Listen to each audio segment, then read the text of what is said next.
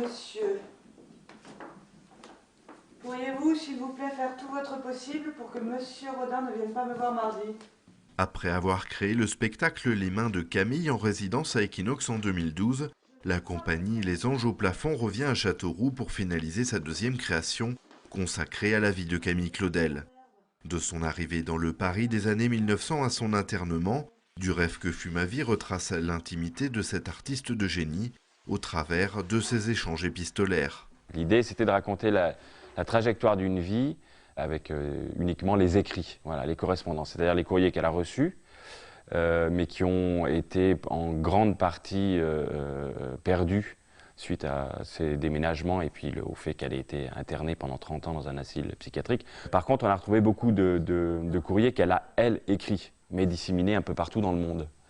Et c'était une matière littéraire qui nous intéressait beaucoup, qui parlait en même temps du temps, qui parlait du monde artistique de cette époque-là, et puis qui parlait de l'intimité des rapports que pouvait avoir Camille Claudel avec le monde, et en particulier avec Auguste Rodin. Parfois provocante, révoltée, mais surtout éprise de liberté dans la vie comme sur le papier, Camille Claudel se lit aussi entre les lignes.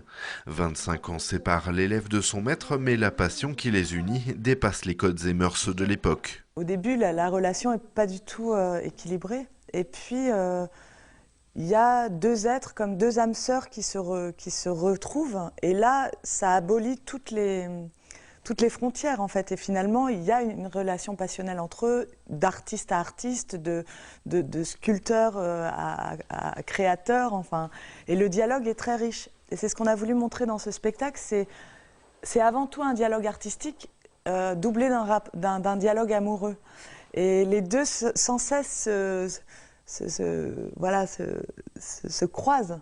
Et on a voulu aussi montrer à quel point ils étaient fusionnels. Pour le festival Mano à Mano, Equinox, la scène nationale de Châteauroux a laissé carte blanche à la compagnie pour créer le spectacle. La première sera donnée au sein du musée Bertrand devant le Sakuntala, une des œuvres phares de l'artiste, les 28, 29 et 30 mars prochains. Et pourtant, je ne puis te convaincre, mes raisons sont impuissantes.